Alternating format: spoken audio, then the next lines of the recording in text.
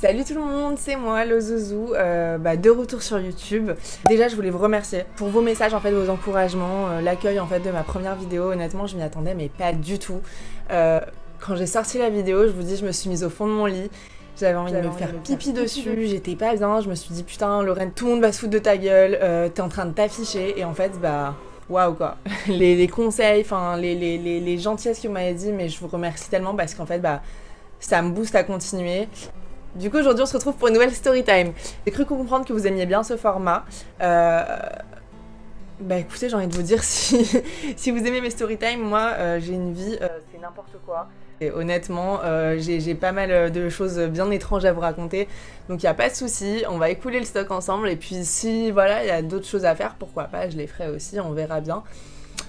Aujourd'hui on se retrouve en tout cas pour ma story time. J'ai été catfish pendant 4 ans. C'est le moment de boire du Red Bull avant de commencer. C'est un demi-litre, hein, oui. Maman, si tu regardes cette vidéo, m'engueule pas, je sais que c'est mauvais pour la santé, mais vous savez très bien que j'ai besoin d'énergie et que si j'en prenais pas, je serais actuellement allongée sur mon fauteuil. Du coup, j'ai été catfish pendant 4 ans. Alors, il y a peut-être des gens parmi vous qui ne savent pas ce que ça veut dire être catfish. Je vais toucher mes cheveux encore une fois, je suis désolée. Tout simplement, catfish, ça veut dire que vous parlez à un fake sur internet.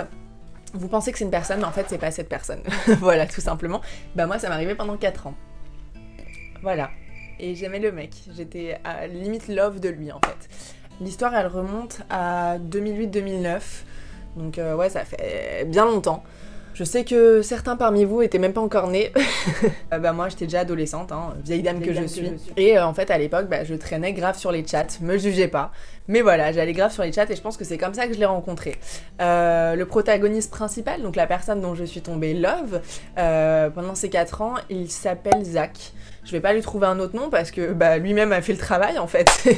C'est un fake, donc on va utiliser son nom de fake, Zachary Vernès, son nom de famille. Voilà, c'est comme ça en tout cas que je l'ai rencontré. Le mec vraiment, c'était mon idéal, c'est-à-dire skater, il jouait de la guitare, petite gueule d'ange, mâchoire carrée, petite mèche, trop mon style en fait, genre... Le mec, bon, en photo, il avait l'air un peu petit, je lui ai dit, tu mesures combien? Il me dit 1m85, jamais génial.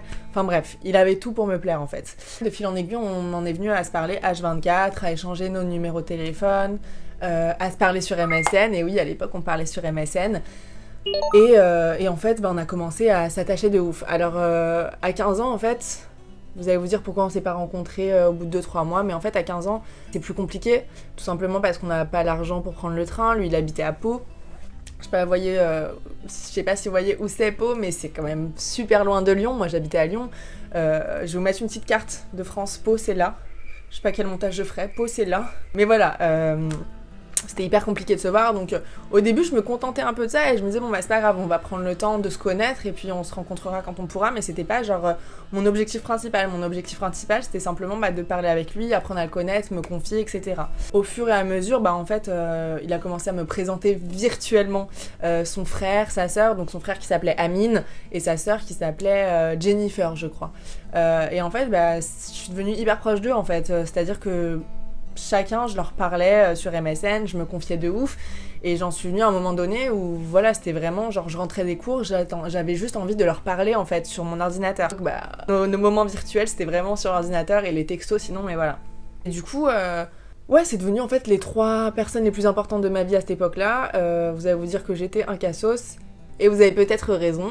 Voilà, c'était une période de ma vie où j'avais pas du tout confiance en moi, j'étais assez isolée. Ça me faisait trop du bien en fait d'avoir ces 3 personnes avec qui je délirais, avec qui je parlais de tout et de rien. Et en fait, je me sentais comme si j'avais vraiment ma belle famille quoi. En fait, je me sentais acceptée par ses frères et sœurs et genre trop cool quoi. Avec Zach, on se comportait comme un couple, c'est-à-dire qu'on était, on se faisait des crises de jalousie, on était exclusifs.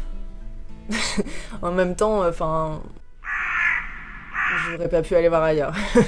Je savais même pas ce que c'était d'embrasser un garçon, donc voilà quoi.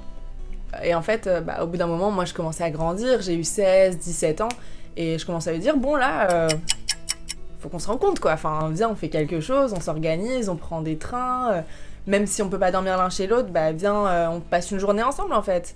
Il me disait ouais vas-y et tout, et en fait à chaque fois, au dernier moment, bim, il y avait un problème, genre sa grand-mère qui va à l'hôpital, il est privé de sortie, j'ai eu quoi d'autre? Ah oui, il y a une fois où en gros on devait se voir et la veille il m'a plus donné de nouvelles. Le jour J on devait se voir, plus de nouvelles. Et 2 jours après il me dit ouais désolé j'ai une leucémie. Bah même si je peux mettre en doute le fait qu'il ait une leucémie, je peux pas lui dire parce que si c'est vrai c'est horrible en fait. Et du coup bah je me suis dit je vais le croire à 100% parce que juste on peut pas rigoler sur ça pour moi, enfin c'est impossible de dire ça en mentant quoi. Du coup bah j'ai essayé d'être là pour lui, je me suis dit bon bah c'est pas grave, t'inquiète pas, on se verra plus tard, prends ton temps machin. Sauf que c'était louche parce que à des moments le mec me disait que c'était en fait une tumeur du cerveau. Ça a aucun rapport, enfin je crois hein, je sais pas mais pour moi ça a aucun rapport. Mais bon c'est pas grave, j'étais quand même à fond avec lui, enfin on aurait dit un film quoi, j'étais en mode je soutiens mon copain qui a une leucémie, enfin. Notre relation virtuelle, en fait, elle a duré comme ça 4 ans. Alors, prenez pas peur, j'étais très naïve, mais j'ai pas parlé 4 ans avec lui non-stop. Hein. C'est-à-dire qu'il revenait par période dans ma vie, et des périodes, je pétais un câble, je disais en fait, me parle plus parce qu'on se verra jamais. Et j'avais un mini doute, mais je me voilais la face, honnêtement. Et du coup, en tout, ça a duré 4 ans, mais en discontinu. Il y a un jour, genre vers mes 19 ans, où là je me dis c'est bon, enfin j'ai envie de voir ce que c'est la vie dehors, la vie d'Aloca. Je vais arrêter de rester derrière mon téléphone à être love d'un mec que j'ai jamais vu en 4 ans. Et je commence à lui péter un câble, lui dire écoute, ne me parle plus, je te bloque, on arrête tout, t'existes pas, maintenant j'ai envie de vivre, j'ai envie de voir ce que c'est de connaître un garçon dans la vie extérieure. Donc c'est bon. On arrête de me faire tourner en bourrique. Et à ce moment-là, genre, il me dit non, s'il te plaît, pars pas, machin. Et 2-3 jours après, je reçois genre une photo d'identité de sa part, donc avec sa tête, sa photo, son nom, son prénom, donc bien les noms qu'il m'avait donnés, et une adresse lyonnaise. Et là, je me dis mais I believe I can fly. I believe I can fly. Et il me dit en fait, bah j'ai déménagé à Lyon pour toi, donc s'il te plaît, me laisse pas. Quand j'y pense, je me dis mais jusqu'où il voulait aller. Bref. Et en fait, à ce moment-là, quand il m'a envoyé ce message, j'étais avec une copine. C'était mon ancienne meilleure amie de l'époque. J'ai pas envie de donner son nom. On va l'appeler Weshden. Ou Anissa. Non, Weshden. Et du coup, j'étais avec Weshden. Et elle me dit non mais Lorraine, ça a trop duré. Viens, on va maintenant à cette adresse-là. Elle avait sa Fiat 500. Elle me dit viens, on va maintenant à cette adresse-là. Et on va en avoir le cœur net tout simplement. Donc là, on y va déterminé et tout, on monte en voiture, on va en bas de son immeuble qui était à Hénon pour les Lyonnais. On va en bas de son immeuble et je commence à sonner en fait à tous les interphones parce qu'il n'y avait pas son nom de famille sur l'interphone. Il n'y avait aucun, voilà, donc je me suis dit peut-être il est logé chez quelqu'un ou il n'a pas encore changé son interphone. Et du coup, je commence à sonner chez tout le monde, à demander bonjour, est-ce qu'il y a un Zachary Verne qui habite chez vous? Tout le temps on me disait bah non, pas du tout et tout. Après bon, il y avait des interphones qui répondaient pas. Mais bon, je me disais bon bah tant pis. Ma pote Weshden, elle commençait à sonner à tous les autres immeubles autour, enfin vraiment 2 psychopathes quoi, on était en warning en bas avec la Fiat.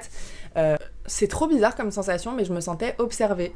Genre, je regardais autour de moi en l'air, etc. et j'avais l'impression comme si on m'observait et je voyais un volet genre qui bougeait comme si quelqu'un regardait à travers le volet comme ça. Je me sentais observée, c'était un peu pesant et je me disais putain mais c'est ouf et tout. En attendant, je le textais bien entendu, genre je suis en bas chez toi, s'il te plaît sors en fait. Le mec ne me répondait pas du tout, bref. Au bout d'un moment, on se dit bon bah y a pas de Zach qui habite dans les environs et on se casse. On part en voiture et on commence on fait voilà un quart d'heure de voiture, un truc comme ça, rentrer chez nous et en fait à ce moment-là, il me répond. Il me dit ah désolé, j'avais pas vu tes messages, j'étais dans la douche. Oui. Et il commençait à me dire mais non, parce que j'étais en train de l'insulter, lui dire ouais t'existes pas, ciao, oublie-moi. Et il me dit mais non en fait je t'ai pas menti, j'habite bien là et tout. D'ailleurs ta plaque d'immatriculation c'est pas le nanana 5679 je sais pas quoi. Je montre à ma pote Weshden, je lui dis est-ce que c'est ça ta plaque? Et elle me dit bah je sais pas en fait, on était en voiture et elle venait d'avoir sa voiture. Elle me dit je sais pas. Donc on s'arrête à un feu rouge, je sors de la voiture, je vais derrière, je check en fait si c'est la même plaque et je vois que c'est la même. Et là en fait genre je sais pas comment vous dire, genre j'ai le sang qui est monté dans ma tête, comme si j'allais tomber dans les pommes en fait. Je me suis dit mais en fait c'est un truc de fou, on s'est fait observer. Et je commence à vriller, je me dis mais en fait c'est un psychopathe ce mec. Et en fait je me rassois, je dis à Weshden bah écoute c'est ta plaque en fait. Elle me dit bah écoute menace-le, appelle la police et tout. Et du coup, bah, c'est ce que je fais, je commence à le menacer, lui dire écoute, t'es un grand psychopathe, je vais appeler la police, tu nous as observés, t'es un malade, tu me fais peur, je veux plus jamais te parler, etc. Et en fait, là, il panique et commence à me dire Non, s'il te plaît, par pitié, n'appelle pas la police. J'ai bluffé, c'est pas vrai. Je t'ai pas vu. En fait, bah, la plaque d'immatriculation, je la connais parce que il y a une photo de Weshden et toi sur Facebook avec la Fiat. et c'est vrai, donc je l'ai cru et du coup, je me suis dit ok, c'était pas lui. Il me dit oui, c'est comme ça que j'ai eu la plaque d'immatriculation, etc. Là, je me dis, bon bah ok, je lui dis par contre, t'es un psychopathe quand même, donc toi et moi, on ne se parle plus, c'est fini, ciao. Bref, de ce jour-là, en fait, je crois que ça a vraiment mis un point final à notre merveilleuse histoire. Et je lui ai plus jamais parlé, je saurais même pas retrouver trace de lui, en fait. Quelques mois plus tard, j'avais quand même posté sa photo sur un groupe sur Facebook, des gens de Pau, et en demandant bah, si des gens savaient qui c'était ce mec, comment il s'appelait. Et en fait, il y a plusieurs personnes qui m'ont répondu bah Oui, c'est Francis. donc rien à voir. J'étais en mode putain, il s'appelle Francis. C'est qui Francis? J'étais deg en fait parce que bah ouais, j'étais tombée love de ce mec mais il n'existait pas tout simplement et c'était horrible mais ça m'a vraiment mis la vérité en face des yeux quoi. Et en vérité, je m'en doutais depuis des mois et des mois mais je me voilais la face parce que ça me faisait trop du bien en fait de me sentir aimée, d'avoir quelqu'un qui vient toujours te parler, savoir comment tu vas, etc. Donc bah, j'avoue que je me suis un peu voilée la face. Au final, bah je saurais jamais si ce Zach en fait c'est un mec, si c'est une fille, je sais pas quel âge il a. Je sais pas pourquoi il a fait ça parce que bah il essayait pas de m'escroquer ou quoi, il m'a pas dit genre envoie-moi de l'argent, enfin rien de tout ça. Donc je comprends pas. Vous allez peut-être vous dire ouais mais enfin vous êtes jamais eu au téléphone en 4 ans, bah non. Voilà, la reine des bouffonnes. Mais je sais pas comment vous dire, à l'époque voilà, on n'avait pas des forfaits appels, on était plus sur les textos, sur MSN et en gros bah moi clairement ma mère m'avait pris un forfait où j'avais pas les moyens de passer des appels téléphoniques, c'était que je crois que j'avais le droit à 50 textos par semaine ou 100 maximum et sinon le reste c'était vraiment sur MSN, sur mon ordinateur, donc c'était moins choquant en fait de pas s'appeler. Alors certes des fois genre j'ai essayé de l'appeler, je l'appelais et en fait il décrochait mais il parlait pas, il m'écoutait parler et après il m'envoyait un texto genre Désolé, mon portable marche pas. Bref, je sais qu'aujourd'hui on est dans une nouvelle génération un peu et qu'on est un peu plus sur l'instantané et que peut-être que les gens tiendraient moins sur la durée. 4 ans, peut-être qu'aujourd'hui ce serait moins crédible parce qu'on est beaucoup à s'appeler, à se faire des notes vocales, etc. Mais dans tous les cas, si vous doutez, sachez qu'il y a des signes qui trompent pas. Le premier déjà, c'est le ghosting, c'est-à-dire quand la personne, elle va plus vous répondre pendant 3-4 semaines et vous savez pas pourquoi, et après elle va réapparaître comme si de rien n'était. Ça c'est très glauque. La deuxième, et en fait j'ai parlé avec des copines de cette histoire qui se sont fait aussi catfish, et il y a toujours ce point commun, mais genre s'il y a ça dans votre histoire, mais en fait courez parce que c'est sûr que c'est un catfish, c'est les maladies super graves. Tout le temps la personne va essayer de vous attendrir, de vous mettre mal à l'aise en fait, de vous faire culpabiliser et en fait va dire qu'elle a une maladie de ouf et en fait ça c'est commun à tous les catfish que j'ai entendus. Voilà, si bien sûr vous avez jamais entendu le son de sa voix, bah, c'est la même chose en fait, c'est très bizarre. Donc faites tout pour l'avoir au téléphone et encore mieux rencontrer la personne hein. Voilà. C'est la fin de ma vidéo. Je vous remercie d'avoir passé ce moment avec moi. J'ai essayé d'être plus concise dans mon histoire, honnêtement, parce que l'autre était un peu longue, même si voilà, vous êtes beaucoup à m'avoir dit que vous n'avez pas décroché, etc.